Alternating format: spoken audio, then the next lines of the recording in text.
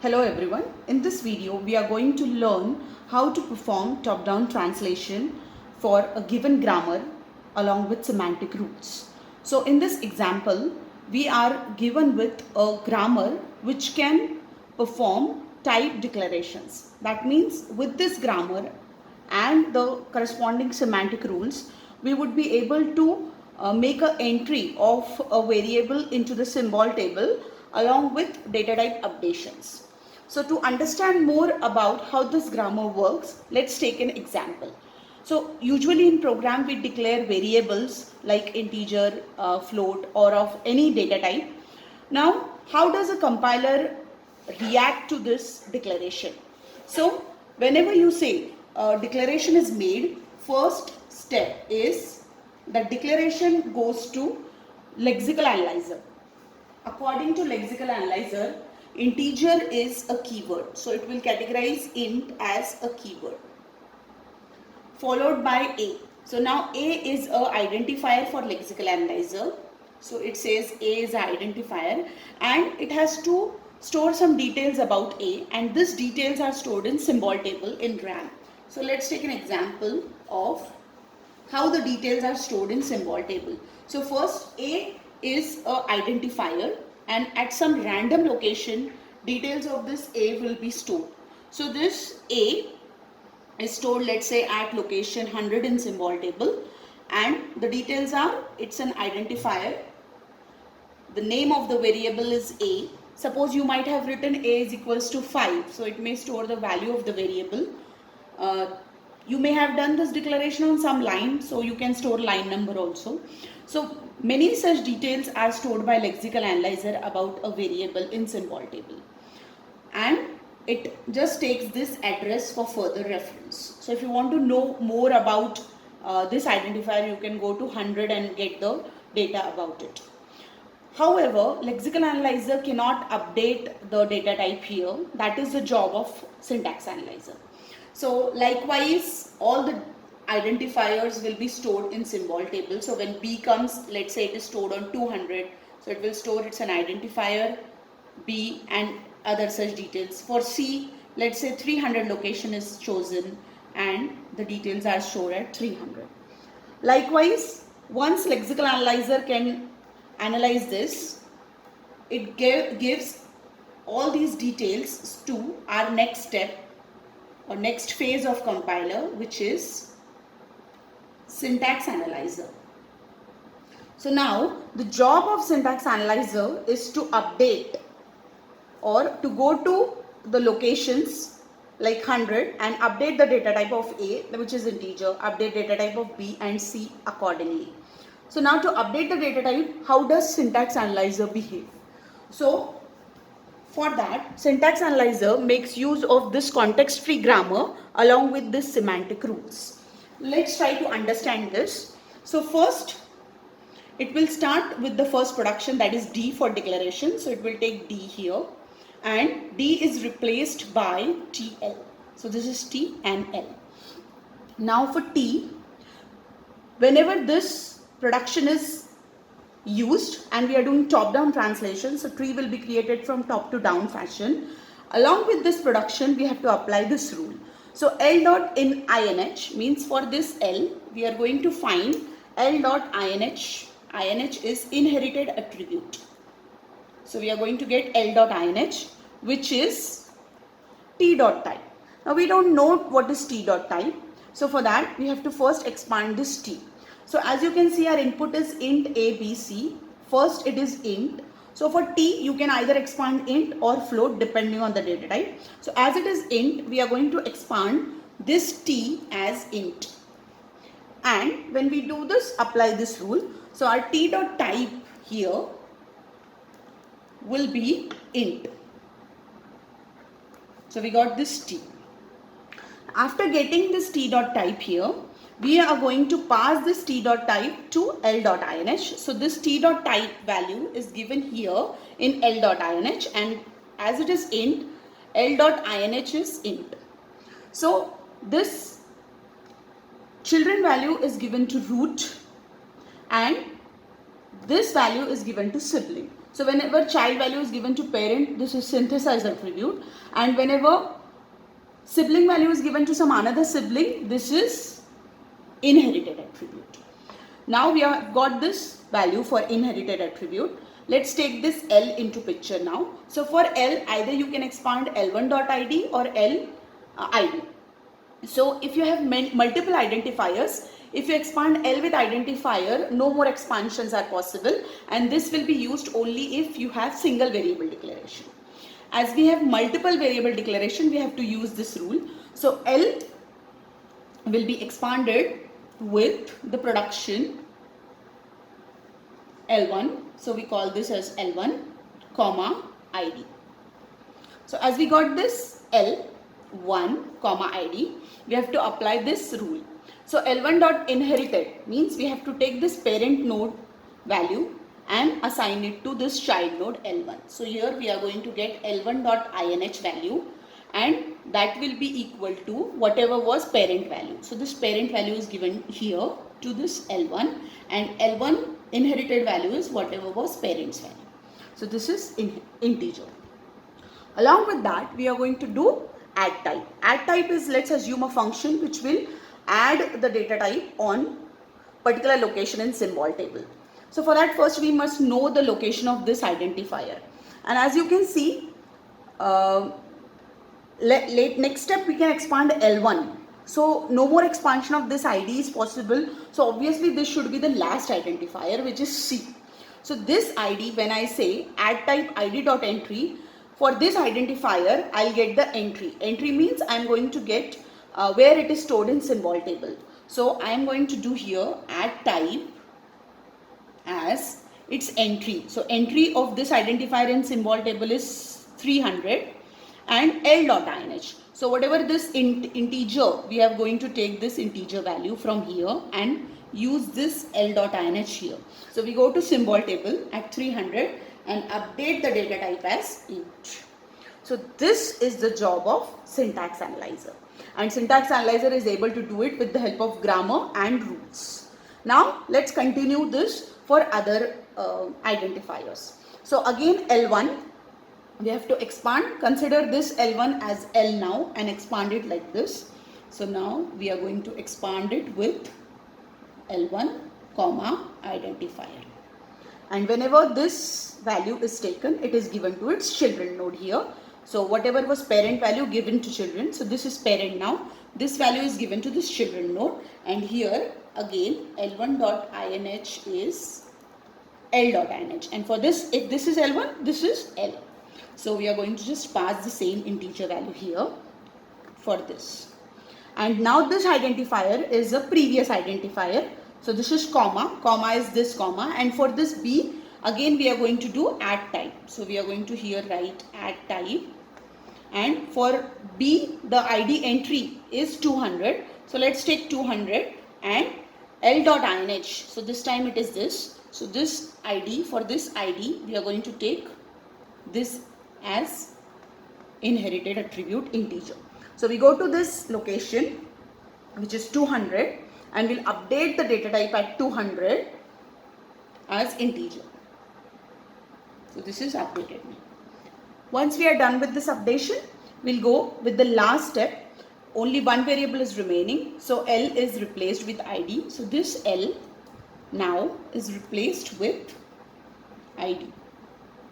And the moment I do this, again we are going to do add type. So we'll write add type and add the data type at which location now?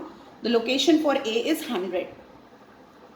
And the data type from this parent node will be updated here, which is integer. So we'll go to 100 and update the data type as integer.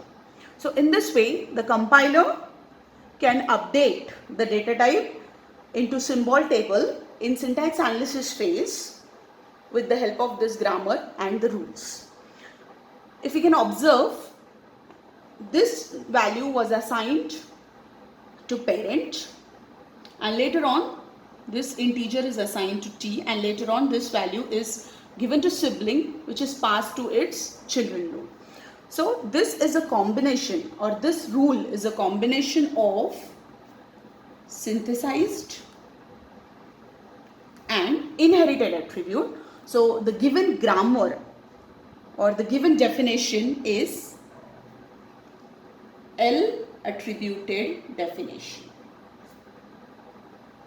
And if you want to translate L attributed definition, you have to use top down translation. Means we have to go from top to bottom to pass on the parameters or attributes. The tree that is generated can be named as dependency graph. A dependency graph is any graph in which you can show the interdependencies between synthesized, which is integer to t, and inherited from sibling to child nodes. So when we can show these dependencies, this graph that I get is called as a dependency graph. So as we can see, this definition which was given to us was L attributed because it has synthesized and inherited. Using the semantic rule, syntax analyzer can update the data type. So this is all abstract meaning of what we have to understand based on how the symbol table entries are updated. If compiler has to implement this with the help of syntax analyzer, and this is top-down translation, so we have to use some top-down parser for implementing this logic. And to implement this top-down parser is being used, and this parser which we are using here is called as recursive descent parser. So the working of this parser is, if I have to design this parser, for every non-terminal I'll write one procedure. So D is a non-terminal, so there is a procedure for D which is parse D. For T there is one procedure, and for L there is one procedure. So depending on non-terminals we will have procedures. So this procedure is for D, this procedure is for T, and this procedure is for our last symbol which is L. Once I got these procedures, I am going to apply or check the syntax and update the symbol table, not in this fashion now, but with the help of these procedures. So let's start with the procedure now. So first I have got the procedure D.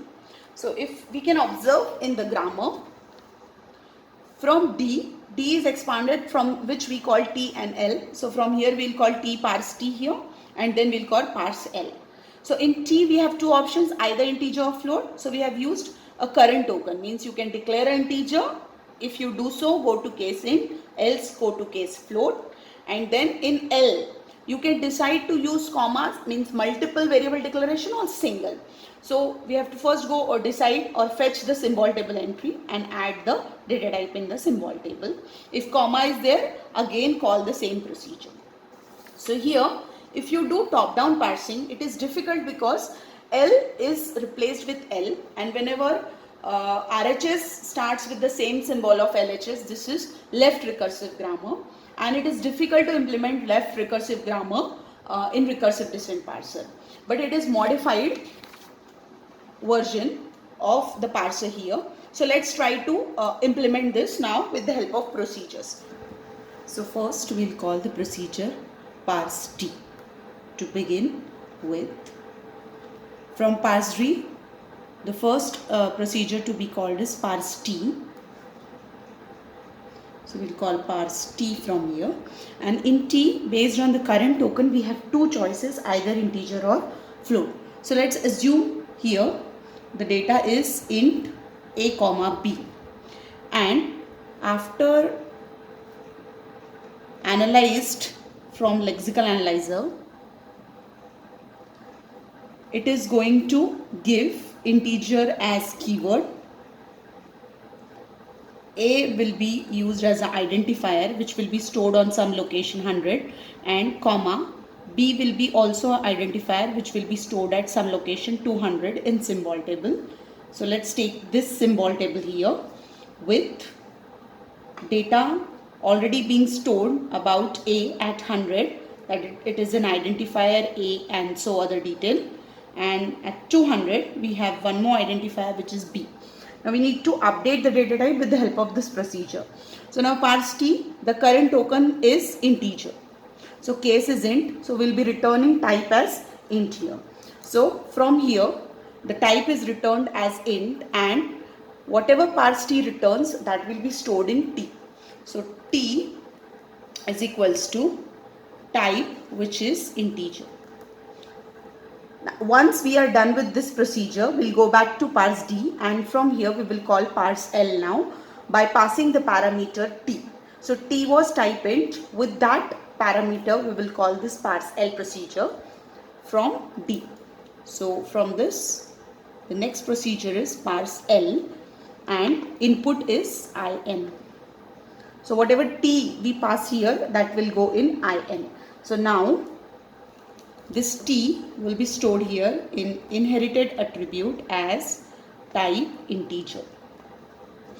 Now once we got this, from here we will take parse id. So parse id is after int is being fetched, we are going to parse this id, and parse id returns the address where that identifier is stored. So it will return the address 100, and that 100 will go in e, and after which we are going to call add type.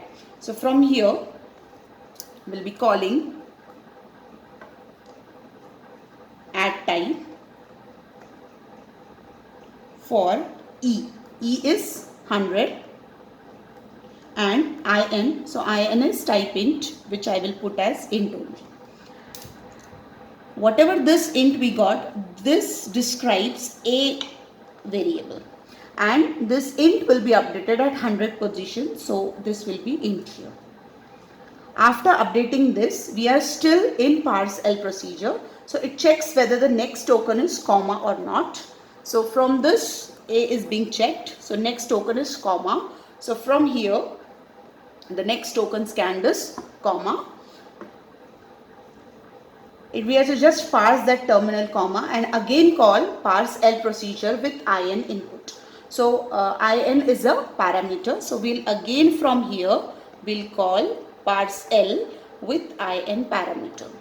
So whatever was this input, we'll be fetching it here. From this again parse id means fetch the next variable, which is id, and this is at 200. So in e we will get parse id of address of b, which is 200, and we'll add the type again. So here we are going to again do add type. This time in e we will have the address of second identifier, which is b, and that address is 200, and in is whatever was this input inherited value, which is int, and that will be updated for b now. So this is b, and int will be updated here. After which we'll again check whether the next token is comma or not. Now the next token is not comma, so it will stop here. So to implement the earlier procedure, we are going to use recursive distant parser, and in this we have to remember every synthesized attribute should be implicated with the help of returns, and every inherited attribute is passed as a parameter to the procedure. This is how we have to implement L attributed definitions. So synthesized attribute, if you observe, were integer and float. So both of this should be returned. So synthesized attribute should be used as return while implementing them in parsers, and inherited attribute, which is this inherited, whatever was type int or float, that is inherited down the lane.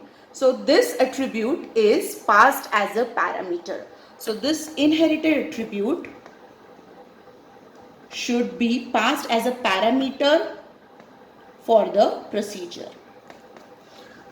So this is how L attributed definitions can be implemented with the help of recursive distant parser, and the compiler is going to update the data type in symbol table with the help of this parser.